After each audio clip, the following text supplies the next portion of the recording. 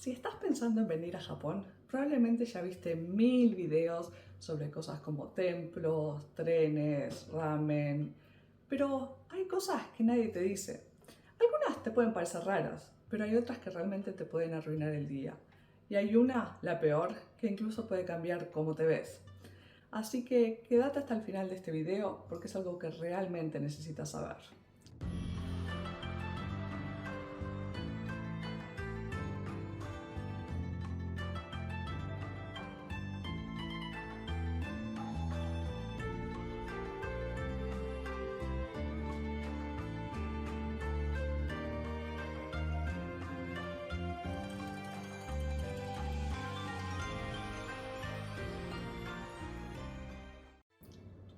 Hola, ¿cómo están? Me llamo Nikki y yo me mudé a Japón hace aproximadamente 6 años y la verdad es que lo amo. Es un país increíble, es súper limpio, súper ordenado, súper interesante, pero como todo también tiene sus cosas que uno solo descubre cuando ya está viviendo acá. Y no lo digo para criticar, lo digo porque a mí me hubiera encantado saber estas cosas antes de venir. Así que si estás pensando en mudarte a Japón o si simplemente te da curiosidad la vida en Japón, hoy te cuento todo lo que nadie te dice. Y te prometo que al final está lo que a mí más me sorprendió. Vamos a empezar con lo más básico. El desodorante japonés. Spoiler, no funciona. Acá la gente no transpira como nosotros, entonces el desodorante de ellos es como una agüita perfumada. No tiene alcohol, no tiene poder, no tiene nada. Si sos de esas personas que caminan 3 cuadras y empiezan a transpirar, tráete tu propio desodorante. En serio. Yo antes de venir había escuchado que acá el desodorante es difícil de conseguir, así que me traje un par para tener. Pero cuando se me terminaron, me alegré pila de ver que en realidad sí se consiguen. Y dije, está perfecto, justo para el verano. No recuerdo la última vez que había olido tan mal.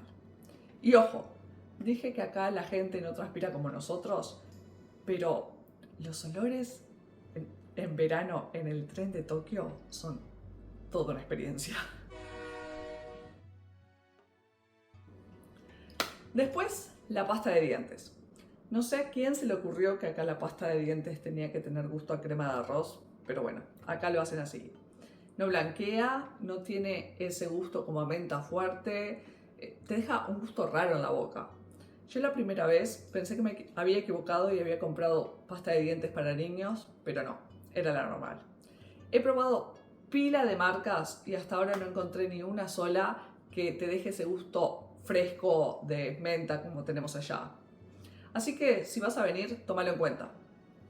Si querés andar experimentando con pasta de dientes con gusto a vainilla, limón o hasta canela, este es el lugar para vos. Pero si no querés andar jugando al laboratorio, poné un par de tubos de Colgate en la valija, te van a salvar la vida. Bueno, esto es algo chiquito, pero que a mí me sorprendió bastante.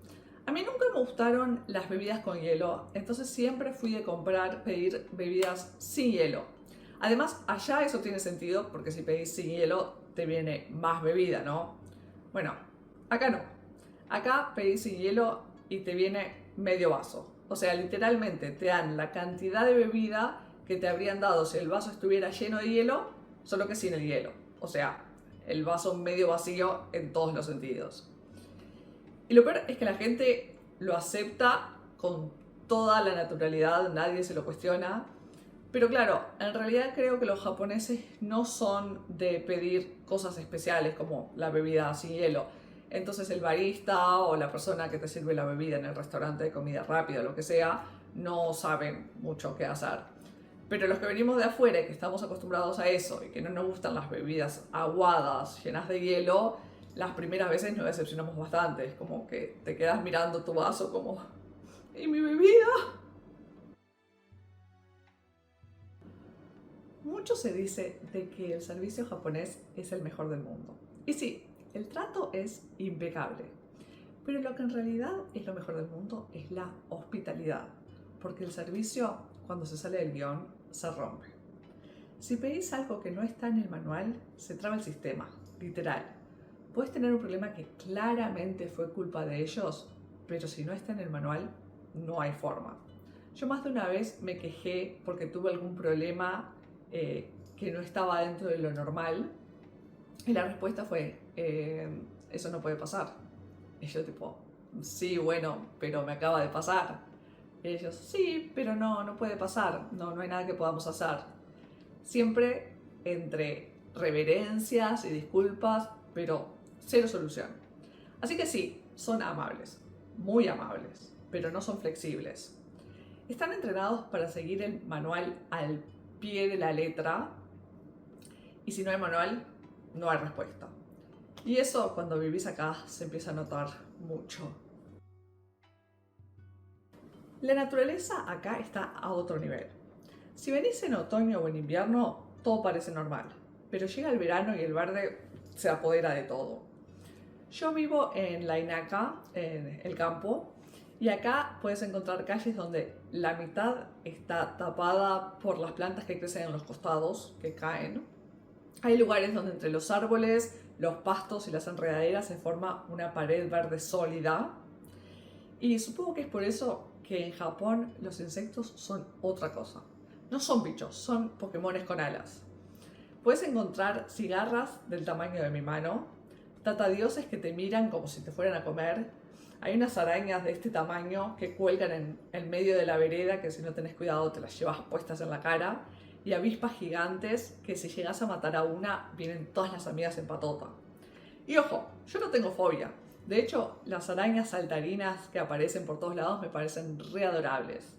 Pero me llego a encontrar una de esas avispas y prefiero tirarme de un acantilado antes que enfrentarla.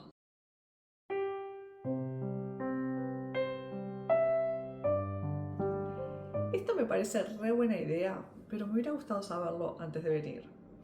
Cuando un local está por cerrar, empieza a sonar una musiquita re tierna, re suave, relajante, pero básicamente significa gracias por venir, pero ya andate yendo. Suena la canción y sabes que es hora de ir pagando. El personal te va a mirar más, vas a ver que vas guardando las cosas y te entra esa culpa existencial de estoy molestando. Yo ahora que ya lo sé, ni bien empieza a sonar, me empiezo a mover rapidito para irme, pero pienso cuando recién llegué y todas las veces que me habré quedado más, que ni me di cuenta, que los habré hecho quedarse más a ellos, pobres, me habrán mirado feo y me da terrible vergüenza atrasada, digamos. Pero es re japonés eso, ¿no? Hasta para echarte son educados.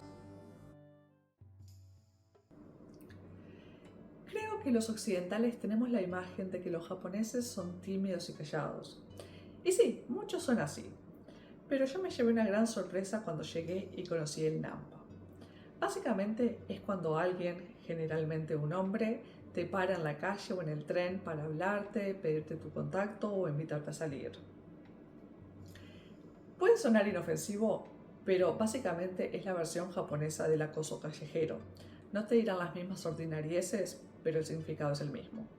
Al principio capaz que te puedes sentir tipo, pero después vas a ver que te pasa muy seguido. Y si hablas con otras mujeres extranjeras te vas a dar cuenta de que es muy común. En general, los japoneses no son de hablar con desconocidos, así que si alguien lo hace, ya sabes por dónde viene la cosa. Algunos son muy insistentes, otros incluso te pueden esperar afuera de la estación o incluso seguirte un rato. A mí incluso me pasó una vez un tipo que me paró el paso con los brazos extendidos así para que le hable y no pueda pasar, digamos. No es algo que pase muy seguido, no es que sea peligroso andar sola por la calle, pero sí es algo que no se habla y que te puede hacer sentir muy incómoda. A veces los podés parar diciendo que tenés novio o que estás casada, pero muchos te van a responder tipo, ¿y? Así que ya sabes, si venís a Japón, especialmente si sos mujer, tenelo en cuenta.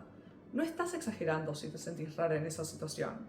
Y podés ignorarlos, alejarte o incluso rechazar en tono firme sin sentir ninguna culpa. A los pocos meses de llegar a Japón, empecé a notar algo raro.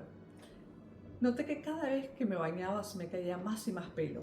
Y no hablo de los pelitos normales que se te caen cuando te duchas, hablo de mechones enteros. Al principio pensé que sería el estrés o que capaz que estaba exagerando, me estaba imaginando cosas. Pero cuando empecé a notar los mismos mechones en el cepillo de pelo, dije, no, esto no es normal. Me pasé meses investigando al respecto Hablé con mucha gente que le pasa lo mismo, de muchos lugares, hablé con latinos, hablé con europeos, chinos, filipinos, de todo. Y parece que es algo bastante normal que le pasa a muchos extranjeros cuando nos mudamos a Japón. Y lo peor es que nadie dice nada sobre eso, entonces cuando te pasa te asustas, te sentís solo, no sabes qué pasa.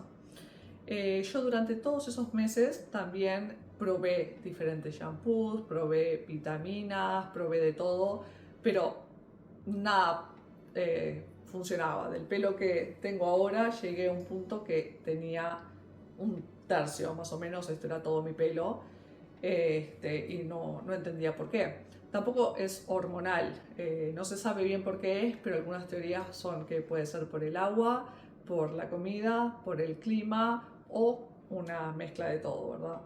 El agua acá tiene minerales diferentes, es mucho menos pesada que el agua en otros países y si no estás acostumbrado te puede resecar bastante el pelo. La comida también es muy diferente, tiene menos hierro, menos proteína animal y mucha más soya. El clima en verano es súper húmedo y en invierno es re seco. De todos esos cambios, si además le sumas el estrés de el adaptarte a un lugar nuevo, el cambio de sueño, la diferencia horaria, todo eso suma y impacta, ¿no? Yo la única solución que encontré realmente fue ir a una de esas clínicas especializadas en caída de cabello, pero la verdad es que es carísimo y generalmente hablan solo japonés, así que entiendo que entre las dos cosas no es una opción para todo el mundo. Y realmente no sé exactamente por qué es que pasa, pero considero que es mejor prevenir.